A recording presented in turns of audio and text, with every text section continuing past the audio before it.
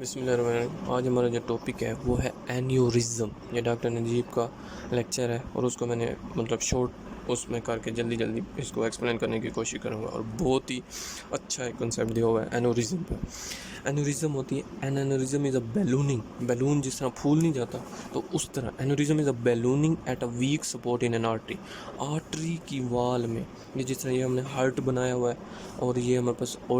ओटा बनाया और ये हमारे पास जो बिग वेसल्स होती हैं वो जा रही होती हैं। अगर फॉर एग्जांपल ये हम देखें ओटा के पॉइंट पर यहाँ पर स्वेलिंग हो जाती है, बलून की तरह ये आर्टरी इस तरह स्वेल हो जाती है, तो हम इस चीज़ को क्या कहते हैं aneurysm. Aneurysm is a ballooning at a weak support, क्योंकि यहाँ पर हमारे पास जो वाल है वो वीक हो जाती है, इसलिए तो बैलूनिंग हुई है ना, इसलिए तो इस पर प्रेशर पड़ा है और ये एक बलून शेप इसने इख्तियार कर लिया। तो वो हमारे पास मुख्तलिफ जगह पर होती है। फॉर एग्जाम्पल लेफ़्ट वेंट्रिकल में होगी तो हम उसे कहेंगे लेफ़्ट वेंट्रिकुलर एन्यूरिज्म, अगर वो ओटा में होगी तो हम उसे कहेंगे ओटिक एन्यूरिज्म। अब फिर इसकी टाइप्स हैं तीन: true aneurysm, false aneurysm and dissection. True aneurysm ये है, फॉर एग्जांपल ये हमारे पास आर्टरी है ना, आर्टरी की तीन लेयर होती हैं। हमारे पास होती है ट्यूनिका, इंटीमा, मीडिया, ये तीन लेयर जो उनसे होती हैं ये हमारे पास आर्टरी की वाल बना रही होती हैं। अगर हमारे पास आर्टरी की वाल रप्चर नहीं है और ब्लड इस वीक सपोर्ट पर प्रेशर डाल के इस तरह बैलूनिंग कर देता है, उसे हम कहेंगे ट्रू एन्यूरिज्म। ये वाकई ही भाई एन्यूरिज्म है। अच्छा, फॉल्स एन्यूरिज्म ये है कि हमारे पास ये है कि ये जो वाल है ना आर्टरी की, ये रप्चर हो जाती है और ये पीछे टिश्यू पड़ा है कोई भी, तो ब्लड यहाँ से निकल कर इस वाल से निकल कर यानी कि आर्टरी की वेसल से निकल कर और टिश्यू के दरमियान आ जाता है और हमें बाहर से जो स्वेलिंग नज़र आती है तो उसे हम फॉल्स, क्योंकि हम एन्यूरिज्म किसे कहते हैं, बैलूनिंग की तरह स्वेल हो जाना, बैलूनिंग कर देना। तो हमें बाहर से ठीक है नज़र तो एन्यूरिज्म आ रही है, लेकिन हम एन्यूरिज्म को हमने डिफ़ाइन क्या किया कि आर्टरी के अंदर होती है,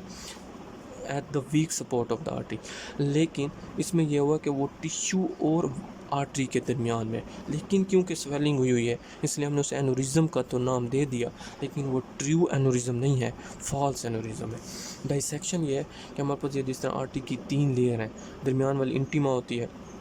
मीडिया होती है और अंदर वाली इंटीमा होती है, तो इन तीन जो दो लेयर्स हैं या पिछली लेयर इसमें या इसमें, ब्लड यहाँ पर जहाँ पर वीक सपोर्ट ऑफ आर्टरी था वहाँ से आर्टरी की वाल एक रप्चर हुई है इंटरनल, वहाँ से ब्लड निकल कर इन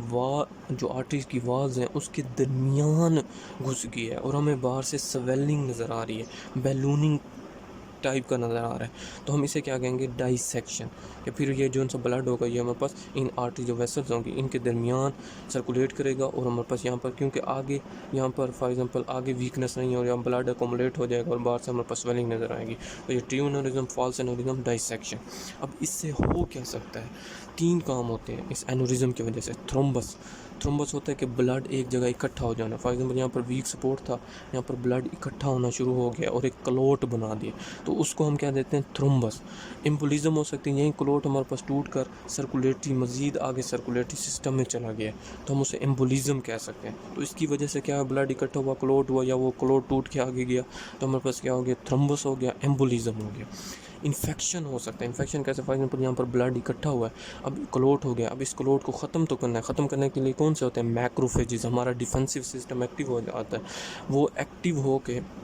मैक्रोफेज आता है और इसको ख़त्म करने की कोशिश। और बाज़ औक़ात ये होता है कि उस मैक्रोफेज के साथ बैक्टीरिया लगे होते हैं, क्योंकि मैक्रोफेज जो होते हैं वो बैक्टीरिया के अगेंस्ट तो हमारे बॉडी में कंटिन्यूसली लड़ रहे हैं, तो वो वाला मैक्रोफेज आया जिसके साथ बैक्टीरिया भी अटैच है, तो वो जब यहाँ आएगा तो उसकी वजह से हमारे पास जो इसकी वाल्स बाहर होंगी उस पर इन्फेक्शन हो जाएगा, ये बैक्टीरिया उस वाल के साथ अटैच हो जाएगा और इन्फेक्शन काज कर देगा, तो इसकी वजह से हमारे पास इन्फेक्शन हो गई।